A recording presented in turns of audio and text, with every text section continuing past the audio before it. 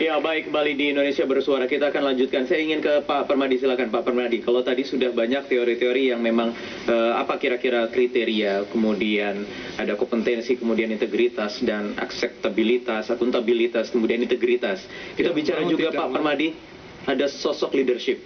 Leadership seperti apa yang dibutuhkan nanti juga sebagai sosok pemimpin bangsa kita ke depan. Kalau bicara soal leadership itu biasanya berkaitan dengan cepat atau tidak mengambil keputusan. Betul. Sekarang ini kita melihat kenyataannya. Kita terpuruk dalam segala hal. Barang-barang yang sangat sepele pun kita impor. Kedelai, tempe, segala macam, ikan, garam, gula, semua diimpor. Buah-buahan dari yang jeruk pun impor. Itu sangat memalukan. Jadi ekonomi kita sangat tergantung luar negeri. Utang kita makin besar, dolar kita makin naik, serupiah makin terpuruk, dan segala macam. Dalam bidang politik pun seperti dikatakan Pak Kaban tadi, pemilihan gubernur, pemilihan wali kota, bupati, bayangkan saja, dari 33 gubernur, 18 sudah masuk penjara. Dari 450 bupati sudah hampir 300 yang masuk penjara. Lalu apa sebenarnya yang dilakukan oleh pemimpin-pemimpin Indonesia? Nah, sekarang presiden pun mulai digugat terlibat dalam banyak kasus. Tapi oke lah, kita lupakan itu. Kita mencari ke depan. Menurut saya perlu ketegasan. Saya katakan tadi, pertama, Bung Karno mempunyai visi yang luar biasa. Visi yang sangat bagus adalah Trisakti, berdaulat di bidang politik. Sekarang kita tidak punya kedaulatan politik. Berdikari di bidang ekonomi. Ekonomi kita sudah tergantung. Dan kepribadian di bidang budaya. Ini yang harus kita kembalikan dulu. Nah, sayangnya terus terang saja, apa yang dilakukan Bung Karno itu ditinggalkan. Malahan dilakukan desoekarnoisasi. Nah, kemudian Pak Harto kuat dalam implementasi, kuat dalam berbagai itu. Nah, kalau dua karakter itu digabungkan dalam diri satu orang, yang dalam hal yang baik-baik saja, yang jelek hilangkan saja. Bisa memecahkan atau kondisi realitas yang tadi sudah disebutkan Pak Permadi. Betul, itu sangat baik. Pak Budi, ada realitas memang keadaan seperti tadi Pak Permadi katakan, ada aparatur negara yang masih banyak sekali terlibat praktek KKN. Ini PR yang juga harus diselesaikan bagi Lemhanas untuk mencetak mungkin nanti kader-kader atau calon pemimpin bangsa yang bisa terbebas dari praktek-praktek itu. Lemhanas ingin berkontribusi bahwa pemimpin-pemimpin ini harus melalui track record atau pendidikan yang benar. Beberapa masukan, karena Lemhanas mempunyai pengalaman, ada sekitar 300 sampai 400 bupati wali kota yang mengikuti pendidikan di Lemhanas. Mereka menyampaikan keluhan-keluhan masalah tata ruang, banyak yang tidak mengerti. Dikira kalau sudah menjadi wali kota bupati itu seolah-olah bisa segala-galanya.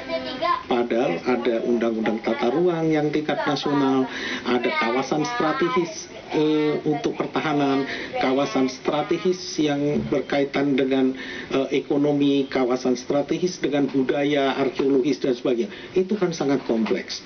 Oleh karena itu, pemimpin tidak bisa hanya terus, dipilih ini popularitasnya yang tertinggi. Jangan sampai terjebak di situ dengan cara demokrasi.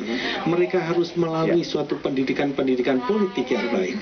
Oleh karena itu, kami ingin menawarkan kepada partai-partai politik, marilah kita bersama-sama membangun ini.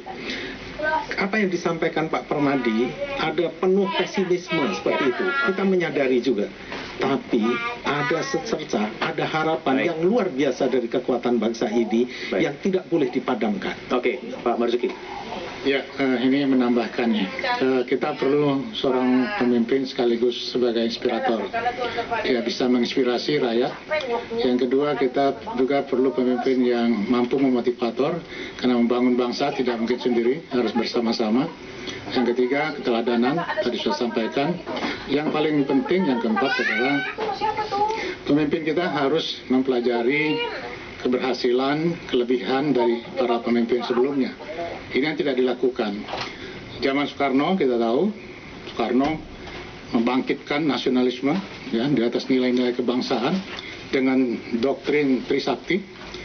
Kemudian zaman Soeharto juga punya kelebihan dengan trilogi pembangunannya, di mana Pak Harto menyampaikan pemerataan pembangunan, yang harusnya dilakukan sampai sekarang ini masih tanda tanya kita.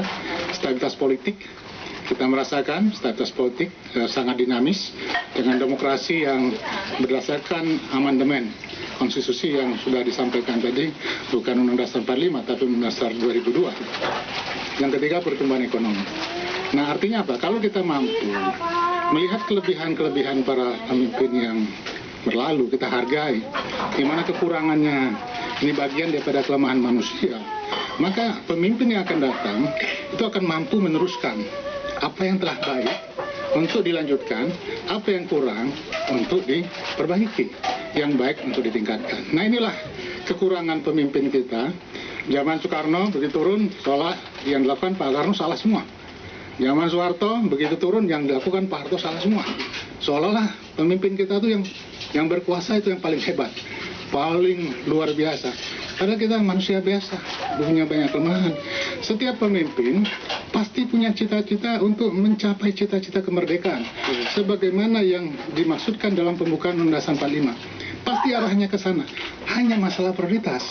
Zaman Soekarno ada prioritas ini, zaman Soeharto ada prioritas ini. Beda-beda kondisinya. Artinya karena situasi dan kondisi, perkembangan dan perjalanan bangsa. Nah, kalau kita memahami ini semua, maka pemimpin ini akan menjadi pemimpin yang lengkap. Pemimpin yang sangat komprehensif.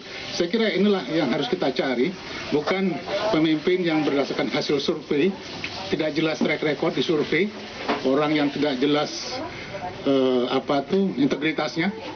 Integritas kan harus teruji. Tapi kalau di survei jelas-jelas semua loh, Pak. Begini, integritas itu harus teruji. Nggak mungkin orang nggak pernah memegang jabatan publik, mempunyai kewenangan yang besar, bisa diuji bahwa dia bersih, bahwa dia cinta tanah air, cinta bangsa, cinta dengan produk-produk kita yang kita hasilkan sendiri. Karena itu perjalanan. Baik. Tidak bisa orang yang baru tamat bersih, betul bersih. Tapi bagaimana kita mengujinya karena yang bersangkutan belum punya track record. Oke, baik. Sesaat lagi mahasiswa yang akan mengujinya, audiens kita di Indonesia Bersuara. Kami akan kembali.